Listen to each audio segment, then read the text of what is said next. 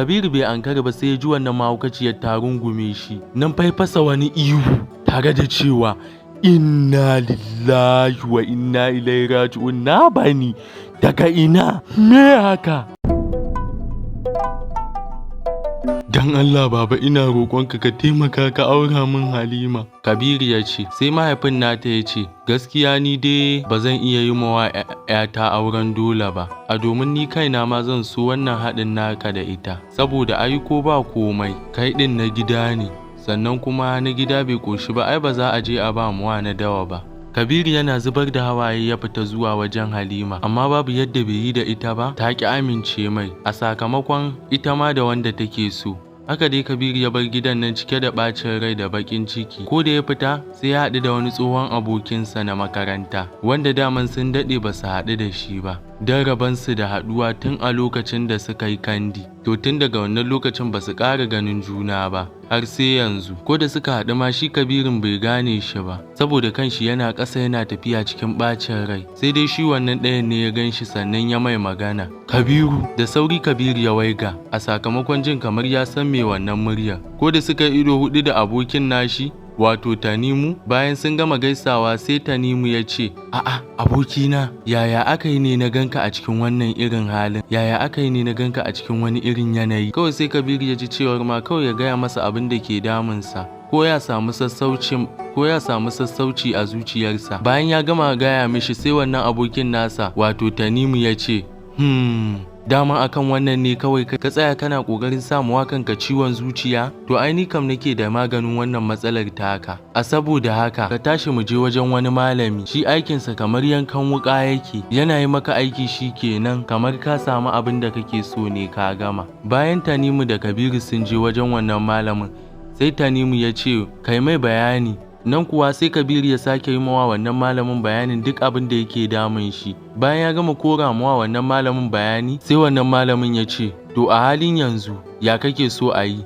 Sai Kabiru ya ce ina so ne kawai a karkatar da hankalinta ya dawo kaina, ya zama na babu wanda take so da muradin gani kamar ni. Sai bokan ya ce, to shi kenan, buƙatar ka ta biya ta gama, amma za ka bayar da abin sadaka. Abin sadakar kuwa shine za ka bayar da naira 30,000. Sai Kabiru ya ce malam wallahi in dai akan soyayyar Halima ne, ni kuɗi ba damuwa ta bace. Sai ya zaro kuɗin ya miƙa wa malamin.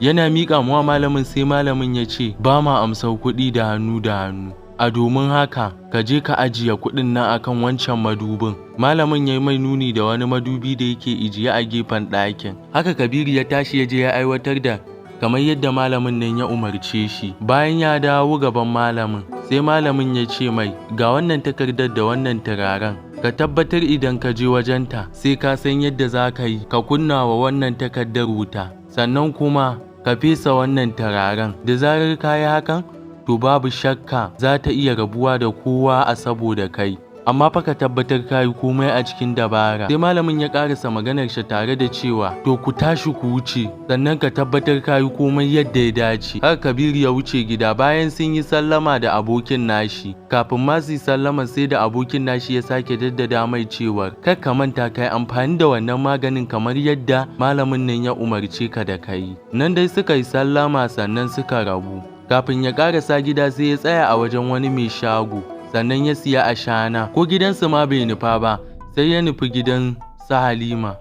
Yana zuwa sai ya saka a kira masa ita. Yana jin alamar motsin fitowa, kawai sai ya juya baya, ya feshe kanshi da wannan turaren da malamin ya bashi, sannan ya zaro ashanar da ke aljihun shi ya kunna mawa wannan takardar wuta. Haka dai ya aiwatar da komai kamar yadda malamin nan ya umarce shi. Faruwar hakan ke da wuya, sai ya ga ashe wata mahaukaciya ce take fitowa daga zauren gidan. Tana fitowa da kanta wajen ta shaƙi wannan hayaƙin takardar tare da ƙanshin turaren nan, sai ta fara buga tsalle tana dariya.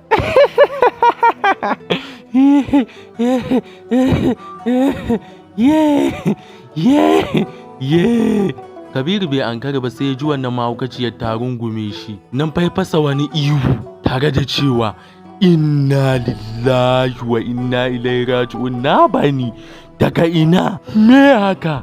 A guje ya ruga, amma wannan mahaukaciyar bata kyale shi ba, tana ta bin shi a baya. Da ƙyar ya samu ya karasa gidan wannan malamin a guje. Wannan mahaukaciyar tana bin shi, tana cewa dalla ka tsaya wawa ka tsaya ni fa babu abun da zan yi maka. Amma ina bai tsaya ba sai a ɗakin malamin.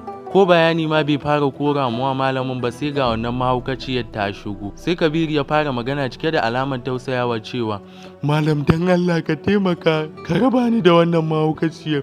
Wallahi ta addabe ni ta addabi rayuwata. Sai malam ya ce ka yi kuskure amma a yanzu babu abin da zan iya akan wannan. A don haka ka tashi ka bani guri. Haka dai Kabiru ya yi ta roƙon wannan malamin.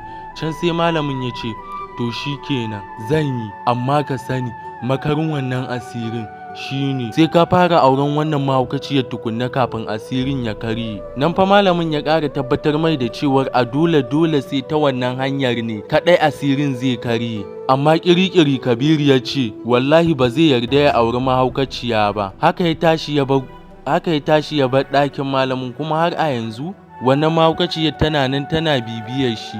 Duk wulaƙancin da ya mata ba ta taɓa guje mishi.